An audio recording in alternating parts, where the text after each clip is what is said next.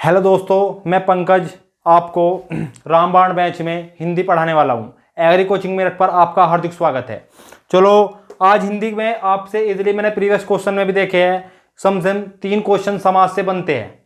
3 question जब मैंने देखे तो मैंने सर से कहा सर पहला टॉपिक यही रखती है कि समाज ही बच्चों को पढ़ा देते हैं पहले, क्योंकि सबसे हार्ड भी इतना हार्ड नहीं है जितना आपको लगता है, ये सिर्फ नाम इसका हार्ड लगता है देखने में। ठीक है, समाज ये क्लास होने वाली है कृषि पर्यवेक्षक यानी एग्रीकल्चर सुपरवाइजर।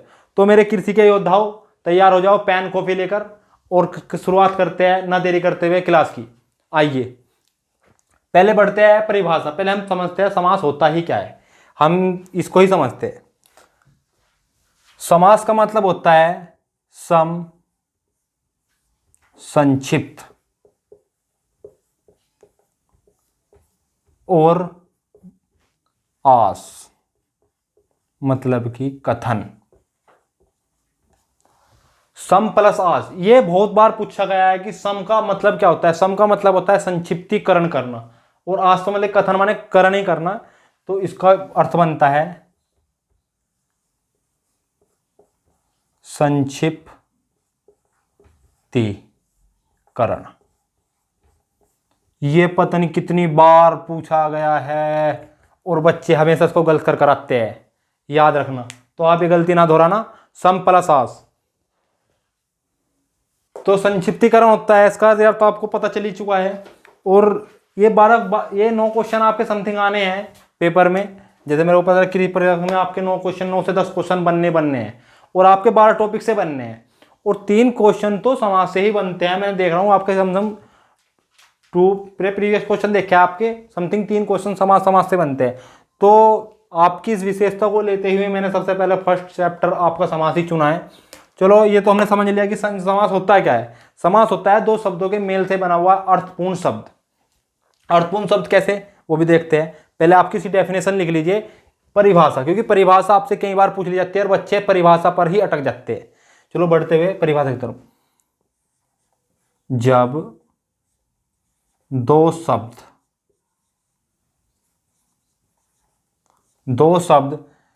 मिलकर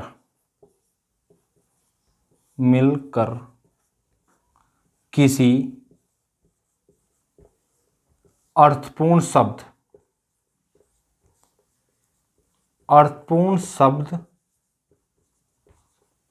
का निर्माण करते हैं उसे समास कहते हैं। समझे यहां तक? लिख लेना, इसको कहते हैं जब 2 शब्द मिलकर किसी अर्थपूर्ण शब्द या तीसरे शब्द यानी का निर्माण करते हैं। वो अर्थपूर्ण होना चाहिए। वो अर्थपूर्ण कैसे होना चाहिए, कई बार कंफ्यूजन यहां भी होती है कि सर आप बोल क्या रहे हो, 2 शब्द 2 पद, ये होता है क्या है, ये भी सब आपको समझाऊंगा। पहले समझते हैं 2 शब्द का मतलब क्या होता है। अर्थपूर्ण शब्द 2 शब्द मिलकर किसी तीसरे को, हमने 2 शब्द ले लिए, चंद्र, धन, मुख। आप मुझे बताइए कि चंद्र, धन प्लस मुख, चंद्र का मतलब चंद्रमा और मुख का मतलब चेहरा। तो जब इनको एक जगह करेंगे, हमने मिला दिए, यहां बना दिया चंद्रमुख। ये होता है समास। समझ रहे हो? चंद्र, धन प्लस मुख प्लस चंद्रमुख, ये होता है समास। ये समासिक शब्द हो गया। तो आपका एक क्वेश्चन ओवरऑल हुआ कि यहां लिखा हुआ है समासिक शब्द क्या होता है सर। तो समासिक शब्द जब 2 किसी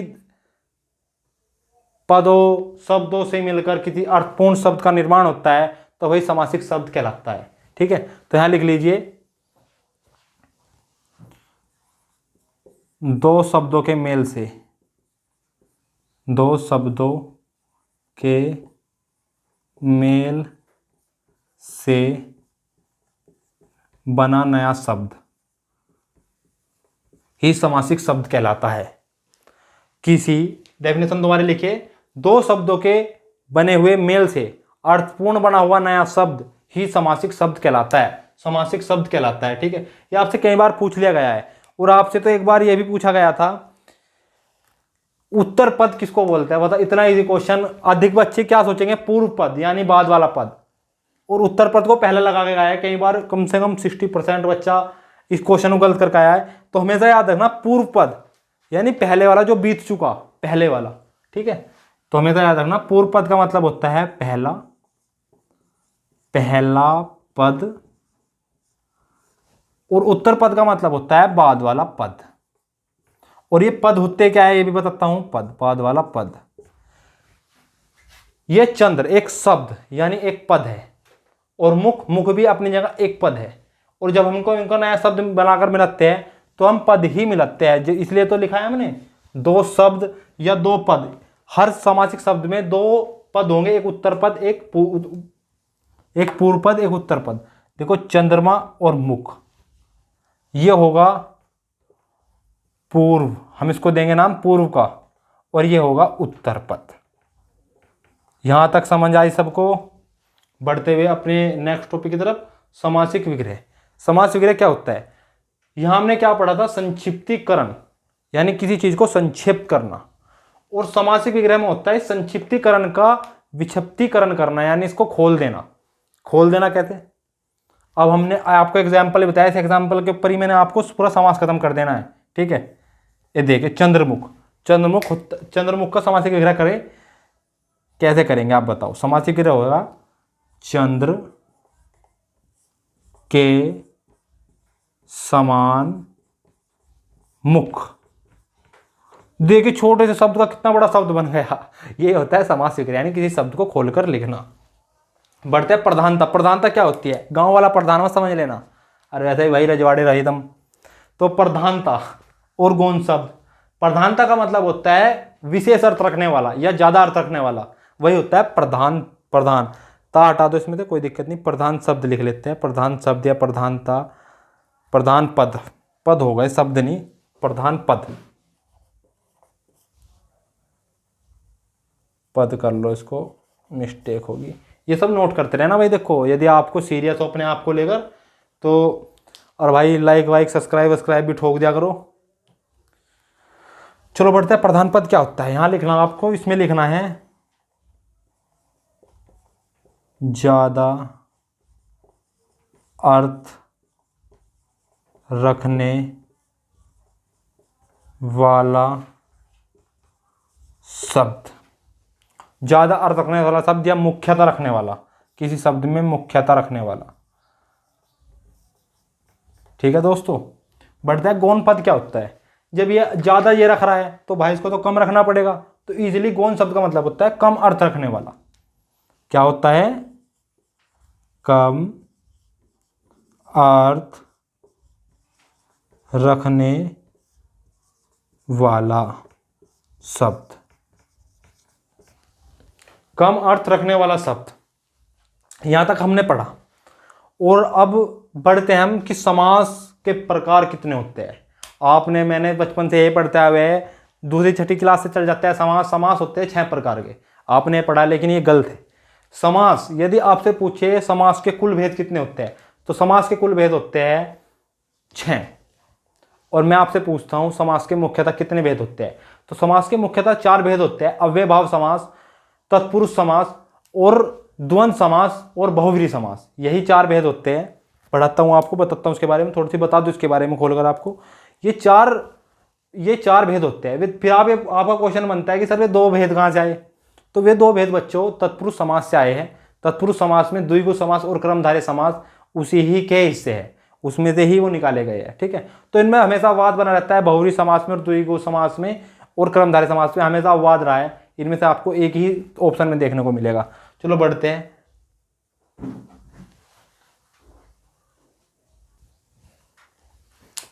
तो जैसे हमने बताया आपको प्रकार, तो प्रकार की तरफ बढ़ते हुए पहले आपसे क्वेश्चन, एग्जामिनर सबसे पहले क्वेश्चन ये पूछ सकता है पदों की प्रधानता के आधार पर अब ये समास कितने प्रकार के होते हैं। तो पदों की प्रधानता के आधार पर समास होते हैं 4 प्रकार के। अव्ययभाव समास, तत्पुरुष समास, द्वंद्व समास और बहुव्रीहि समास। और समास के मुख्यतः भी 4 भेद होते हैं। लेकिन यदि वो बाई चांस आपसे ये पूछ ले कि भाई साहब पदों की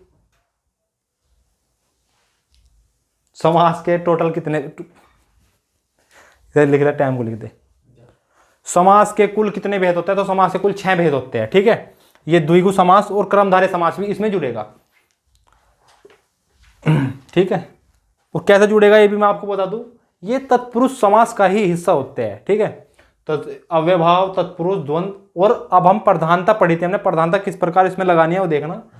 इनमें जब पद प्रधान होते हैं, इसमें उत्तर पद प्रधान होगा, पूर्व पद, उत्तर पद। मैं इसी तरीके से लेकर चलूंगा बच्चों।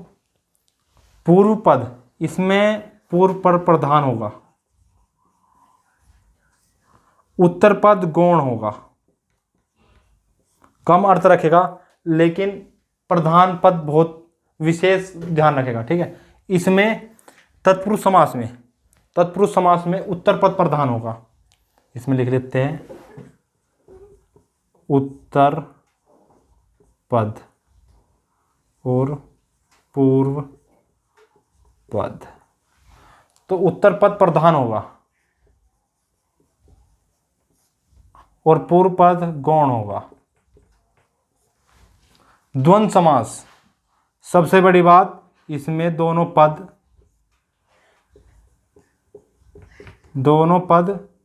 प्रधान होंगे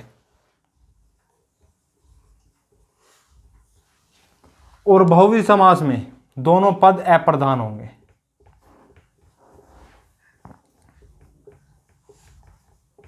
अप्रधान होंगे, ये बात आप नोट डाउन कर ले जरूर।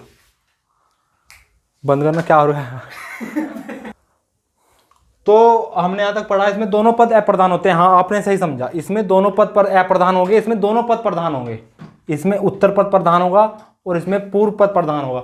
ये तो रिवाइज हो गया तो आया है। ये देखो, उत्तर पद इसमें प्रधान है तो इजीली इन दोनों में भी उत्तर पद प्रधान होगा।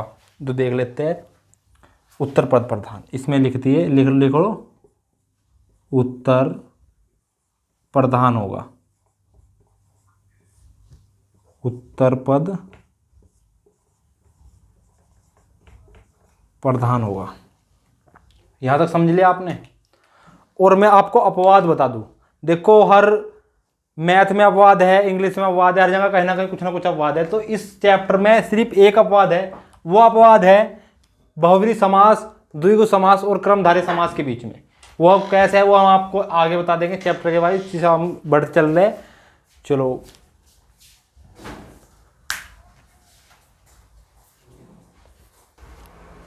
हम बढ़ते अपने पहले समास अव्यय भाव की ओर। अव्यय भाव बड़ा प्यारा कॉन्सेप्ट है अव्यय भाव का, अव्यय भाव समास का। जितना आपको देखने में खतरनाक लग रहा है उतना ही ईजी है। ठीक है, इसमें आपको याद क्या रखना है, पहली बात पहचान, आपको मैं पहचान बता दूं, पहचाने बताऊंगा। इसमें सबसे बड़ी बात रहेगी, आपको इधर पता ही चल चुका है कि इसका पूर्व पद प्रधान होता है। पूर्व पद प्रधान होगा, ये नोट करो फटाफट, पूर्व पद प्रधान होगा। बच्चों देखो, इसमें कुछ भी नहीं है। समास चैप्टर तो मैं आपका 2 दिन में खत्म कर दूंगा, 35 मिनट में। तो आपको वीडियो अच्छी लग रही है तो उसको लाइक और चैनल को हमारे सब्सक्राइब करें, क्योंकि अभी फिलहाल हमारे आपको सपोर्ट की बहुत ही ज़्यादा ज़रूरत है। ठीक है, तो अपना प्यार बनाए रखें इसी प्रकार, जिस प्रकार हमने बहुत जल्दी ग्रो किया है चैनल पे। चलो बढ़ते हैं, पूर्व पद प्रधान होगा, ये तो आपने पढ़ लिया। किस किस प्रकार होगा ये भी देख लेते हैं। मैं इसकी आपको बहुत पहचान बता रहा हूं, पहचान लिख लेना। पूर्व पद और उत्तर पद, उत्तर पद गौण होगा,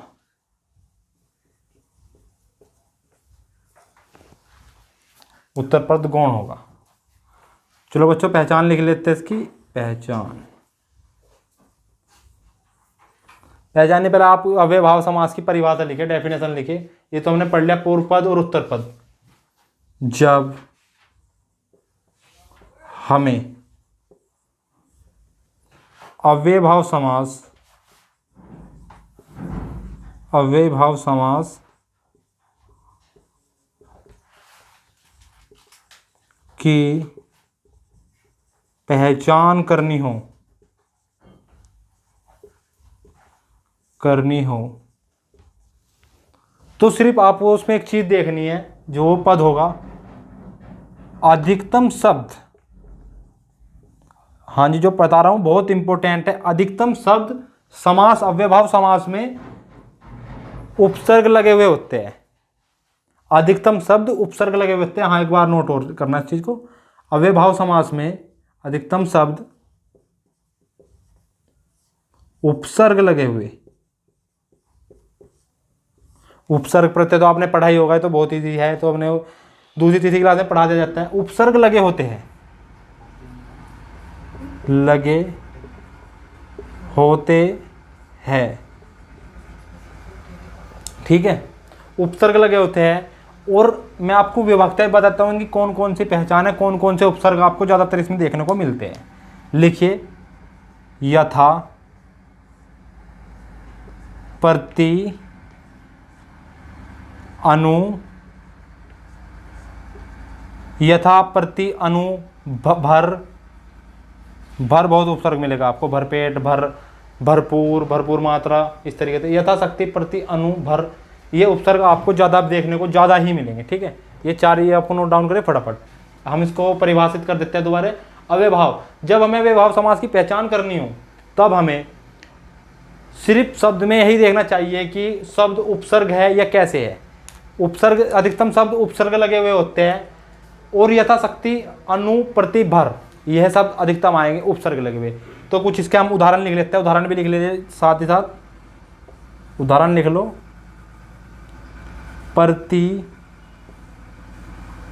दिन, यथा स्थान,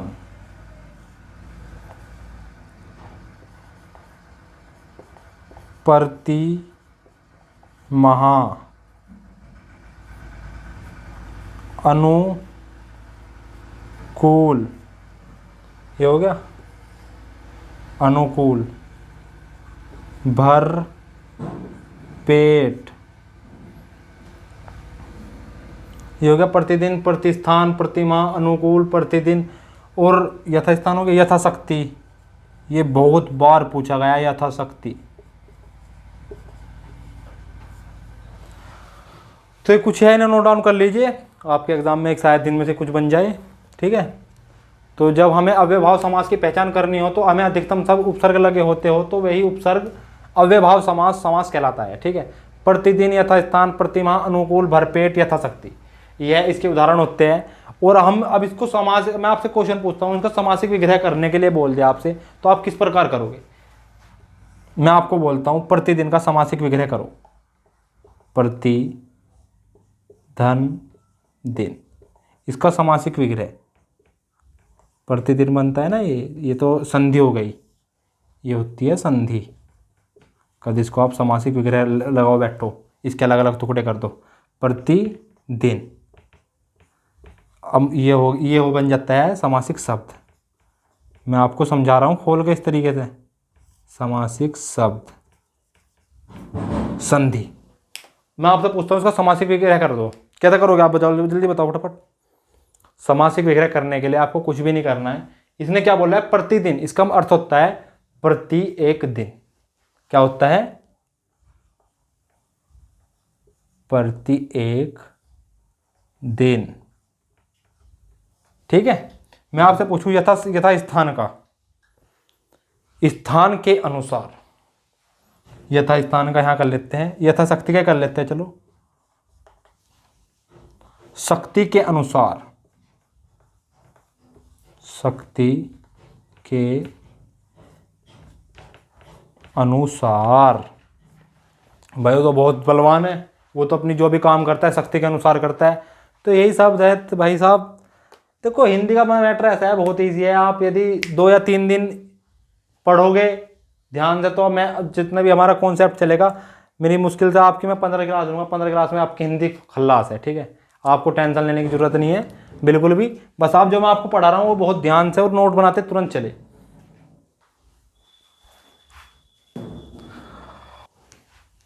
द्वंद्व समास, आप बोलोगे कि सर आपने तत्पुरुष समास छोड़ दिया। तत्पुरुष समास असल में छोड़ा नहीं है, उसकी एक वजह है, उसमें अपवाद बहुत है और उसमें समय बहुत लगेगा। तो आपको नेक्स्ट क्लास में मैं बिल्कुल उसको टर्न बिल्कुल खत्म कर दूंगा, उसकी चिंता मत करो। फिलहाल आप ये 3 पढ़ लो जो मुख्यतः है द्वंद्व और बहुव्रीहि। ये बहुत जरूरी है आपके लिए, क्योंकि क्वेश्चन भी अधिकतर द्वंद्व से बनता है, बहुत क्वेश्चन द्वंद्व से बनता है, द्वंद्व और अव्ययभाव। बहुव्रीहि से तो बहुत कम बनता है, क्योंकि उन तीनों का अपवाद बहुत ज्यादा है, इतना अपवाद है कि हर क्वेश्चन में कहीं ना कहीं उनका अपवाद बना रहता है। तो बढ़ते हैं द्वंद्व समास की ओर। द्वंद्व समास में है क्या, असल में द्वंद्व समास होता क्या है? द्वंद्व समास में दोनों पद लिखे द्वंद्व समास में दोनों शब्द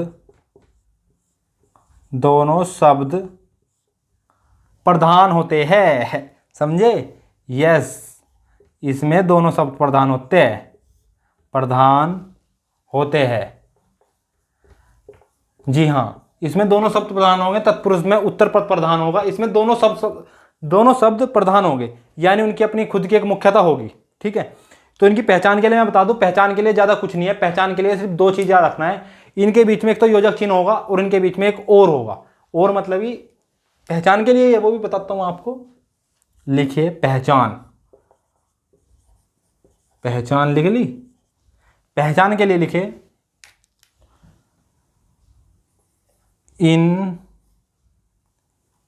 इस लिखना, इस समास के शब्दों में योजक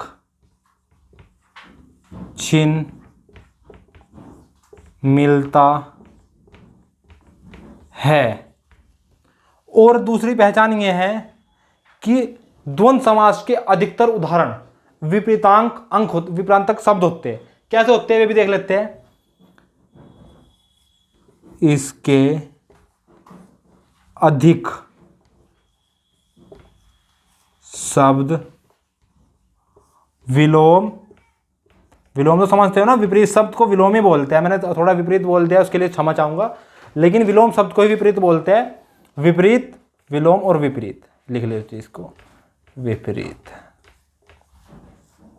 शब्द, यही इसकी पहचान है। और यही इसमें सबसे बड़ी क्वालिटी है कि बच्चा बहुत जल्दी पकड़ लेता है। अरे सर, माता और पिता, अरे सर ये तो द्वंद्व समास का उदाहरण है, ये बस इसमें कुछ नहीं है और यही है, इससे ज्यादा इसमें कुछ भी नहीं है। ठीक है, चलो बढ़ते हैं, कैसे बढ़ते हैं, थोड़े उदाहरण देख लेते हैं। हम इसको रफ कर देते हैं। तो बढ़ते हैं इसके कुछ उदाहरण की ओर। उदाहरण देख लेते हैं इसके। उदाहरण हम क्या देखेंगे? उदाहरण में आपको कुछ नहीं देखना, सिर्फ योजक चिन्ह का ध्यान रखना है। एग्जाम में बहुत इजी तरीके से आप द्वंद्व समास का उदाहरण पकड़ जाओगे कि सर ये तो द्वंद्व समास का है, फटाफट लगा के निकल लेते हैं। लेकिन एग्जामिनर इतना आसान क्वेश्चन आपको कभी नहीं देगा जिसमें आप उसका तोड़ इतनी जल्दी ढूंढ लो। कैसे देख लेते हैं। द्वंद्व समास, माता और पिता, इसका अर्थ समझे आप? योजक चिन्ह इसको बोलते हैं। ये जो बीच में लगा हुआ है ये होता है योजक चिन्ह। चिन्ह के बारे में भी आपको बता दूंगा, लेकिन चिन्ह से आपसे रिलेटेड कोई इतना खास टॉपिक है नहीं वो चिन्हों का। शब्दावली है। अब नेक्स्ट क्वेश्चन संधि शुरू करने वाले हैं। फिलहाल हम इसको पूर्ण रुक्ति दे दे। माता पिता, अंदर बाहर, अंदर बाहर,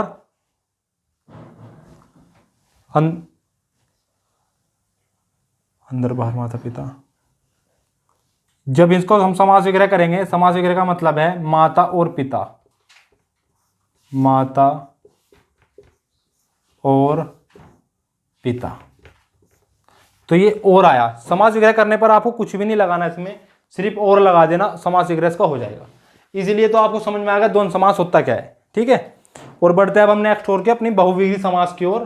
सिर्फ इसमें ज्यादा ही है, कुछ और लिख लीजिए आप। लिखना होगा आपको अंदर बाहर, श्याम राम कृष्ण बलराम। यही होता है विपरीत शब्द का मतलब। ये होता है विपरीतांक करना, विपरीत किसी के विपरीत जाना, ये होता है। और सबसे मैंने आपको बता दिया ना, सिर्फ पहचान में आपको कुछ नहीं रखना। एक तो योजक रखना है, जहाँ योजक दिखे और जहाँ आपको विपरीत दिखे। विपरीत आप बहुत जल्दी पकड़ जाओगे।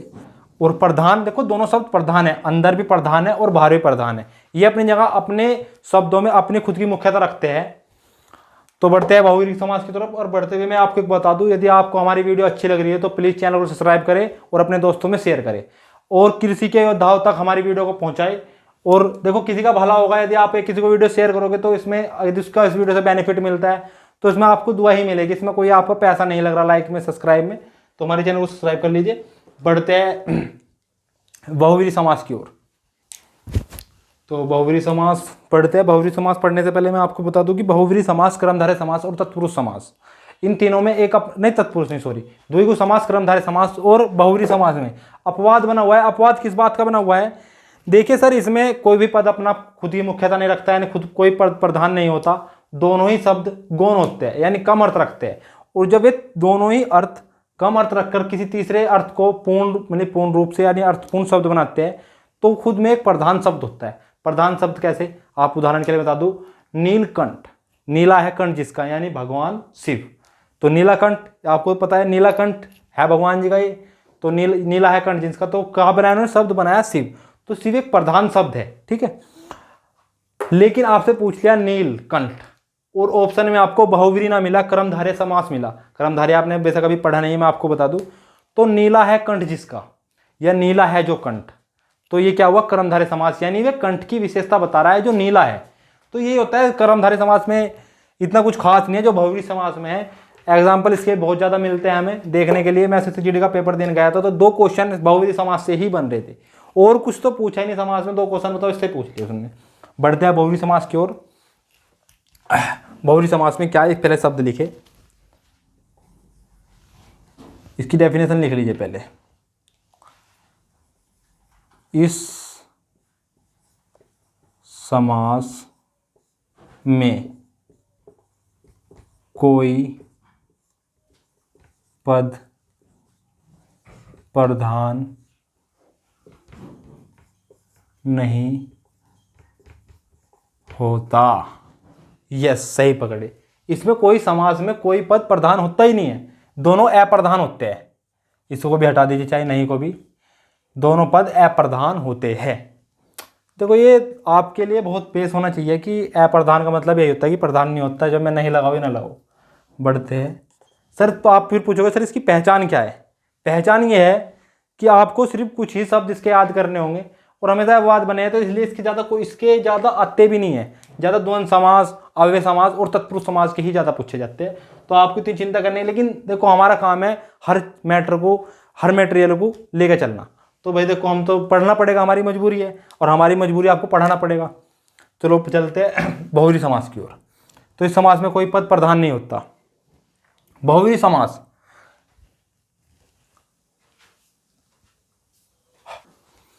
तो इसमें पहचान तो कुछ है ही नहीं। पहचान ये है कि ये दोनों पद मिलकर किसी तीसरे की ओर इशारा करते हैं। तो बस इतनी ही पहचान है, इसका कुछ ज़्यादा आपको सोचना भी नहीं है। और इसके ज़्यादातर आपको भगवान से रिलेटेड, या 4 है भुजा जिसकी चतुर्भुज, अब आप यहाँ फंस गए। द्विगु समास में संख्यावाची पहचान होती है, यानी जो उसका पहला पद होगा वो संख्यावाची होगा। तो चतुर्भुज, और आपको ऑप्शन में मिल जाए बहुव्रीहि और द्विगु, तो आप क्या करोगे? नहीं, ऐसा कभी एग्जामिनर करेगा नहीं आपके साथ ये बदतमीजी, क्योंकि वो जानता है कि चतुर्भुज 4 भुजाओं वाला यानी भगवान विष्णु, और वो ये भी जानता है कि चतुर्भुज मतलब कि जो संख्यावाची अलग रहा है इसमें पहले। तो ये बदतमीजी कभी नहीं करेगा, तो आपको बहुव्रीहि देगा या आपको द्विगु देगा। चलो बढ़ते हैं अपने इसकी तरफ। इसके कुछ एग्जाम्पल लिख लेते हैं, बस आपके लिए काफ़ी इतना ही है कि इसमें बस आपको याद रखना है। यदि आपसे पूछे कि कौन सा ऐसा समास है जिसमें कोई भी पद प्रधान नहीं होता, तो आप इजीली ये लगाना बहुव्रीहि समास, वो उसमें कोई भी पद प्रधान नहीं होता। चलो बढ़ते हैं इसकी तरफ। बहुव्रीहि समास में होता है क्या, इसके कुछ एग्जाम्पल ले लेते हैं हम। उदाहरण लिख लीजिए, मैं आपको उदाहरण के तरीके से ही समझाऊंगा। उदाहरण में क्या है, ठाका उदाहरण जैसे कि महान आत्मा, पहले महान लिख लीजिए, महा आत्मा, ये इसका धन है, धन बीच में लगा लीजिए। और इसको जब ये दोनों पद है, ये उत्तर पद, ये दोनों अपनी जगह विशेषता नहीं रखते, यानी ये भी अपनी जगह विशेषता नहीं रखता और आत्मा भी अपनी जगह विशेषता नहीं रखती। सॉरी गलत बन गया आत्मा। जब हम इनको संक्षिप्त कर कर यानी समासिक शब्द में लाते हैं तो ये बनता है महात्मा। महात्मा, सॉरी महात्मा गलत लिखा गया, महात्मा। महात्मा। और आपको बोल देगा वो कि इसको समासिक विग्रह करें, तो महात्मा का समासिक विग्रह कैसे करेंगे? बहुत ईजी है। समासिक विग्रह का मतलब महान है जो आत्मा, तो महान है जो आत्मा किसकी महान आत्मा है? यानी भगवान बुद्ध। तो उसने तीसरे की ओर इशारा कर दिया, यानी महान है आत्मा, वो एक आत्मा थी भगवान बुद्ध। आपके बारे में हिस्ट्री में आपको पढ़ाया जाएगा ये भी।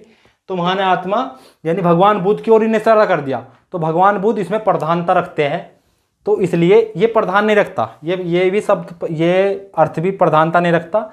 जो इसका समासिक विग्रह है वह भी प्रधानता नहीं रखता, लेकिन जब ये तीसरी ओर इशारा करेंगे तो वह प्रधानता रखता है। महान है जो आत्मा,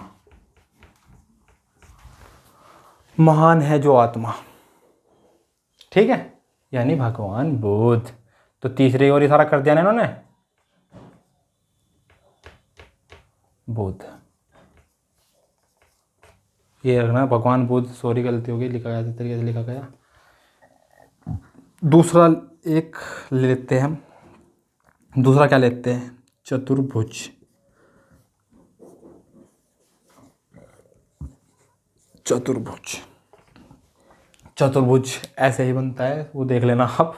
चतुर्भुज की स्पेलिंग मेरे पे इतनी खास आती नहीं है। चतुर्भुज, चार है भुजा जिसकी, चार है भुजा जिसकी। तो किसकी है चार भुजा? चार भुजा है विष्णु भगवान की, विष्णु भगवान। तो ये विष्णु भगवान की ओर इशारा कर रहा है। तो अधिकतर इसमें आपको पौराणिक चीज ही मिलेगी, यानी भगवानों से रिलेटेड ही आपको इसमें कॉन्सेप्ट देखने को मिलेगा। तो इसमें टेंशन लेने वाली कुछ भी बात नहीं है। यानी चार भुजा, नीला है कंठ जिसका, यानी भगवान शिव, तो इससे रिलेटेड ही आपको मिलेगा। मैं आपको कुछ एग्जाम्पल इस पर लिखवा देता हूँ, वे एग्जाम्पल आप अच्छी तरीके से नोट कर लीजिए। चतुर्भुज, देखो समासिक विग्रह आप पे करना आना चाहिए, ठीक है। मैं एग्जाम्पल लिख रहा हूँ। नीलकंठ, नीलकंठ, पीतांबर, पीतांबर, ठीक है, पीतांबर, चतुर्भुज, नीलकंठ, पीतांबर। और क्या लिखोगे इसमें आप? उदाहरण में कुछ और भी लिख लीजिए। उदाहरण तो इसके बहुत काफी सारे हैं। चतुर्भुज, नीलंबर, पीतांबर, दशानन, रावण, ठीक है। तो ये देखो आपको पता होना चाहिए, दशानन यानी 10 थे सिर जिसके, तो रावण था। तो ये आपको पता होना चाहिए। महान है आत्मा जिसकी। तो बस इतना ही है, कुछ इतने ही पूछे जाएंगे आपसे, ज़्यादा कुछ ये रिपीट यही होते रहते हैं बार बार। तो दोस्तों आज की हम क्लास को यहीं विराम देते हैं, और कल हम आपको 3 में बिल्कुल क्लियर कर देंगे, समास का कॉन्सेप्ट क्लियर कर देंगे। बस हो सके तो आप घर से अपनी तरफ से एक काम कर लीजिए कि कारक विभक्तियां पढ़ के आ जाना, क्योंकि तत्पुरुष समास में कारक विभक्तियां का ही बहुत ज्यादा कॉन्सेप्ट है। यदि आप कारक विभक्तियां पढ़ के आ गई तो तत्पुरुष समास तो आपको देखते पहचानेंगे कि तत्पुरुष समास से ही रिलेटेड है। तो बस आप इतना काम करना है। और दोस्तों यदि आपको वीडियो हमारी अच्छी लग रही है और हमारे चैनल से जुड़े रहिए, और आपको ये सब चीज़, इसके बाकायदा नोट्स आपको टेलीग्राम लिंक पर, टेलीग्राम पर हम अपलोड कर देंगे, आप वहाँ से ले लेना। और हमारी टीम आपके साथ हमेशा दिल से जुड़ी हुई है। देखो हम आपके लिए सीरियस है और आप भी हमारे लिए सीरियस रहे। सब्सक्राइब करें, लाइक करें और शेयर करें अपने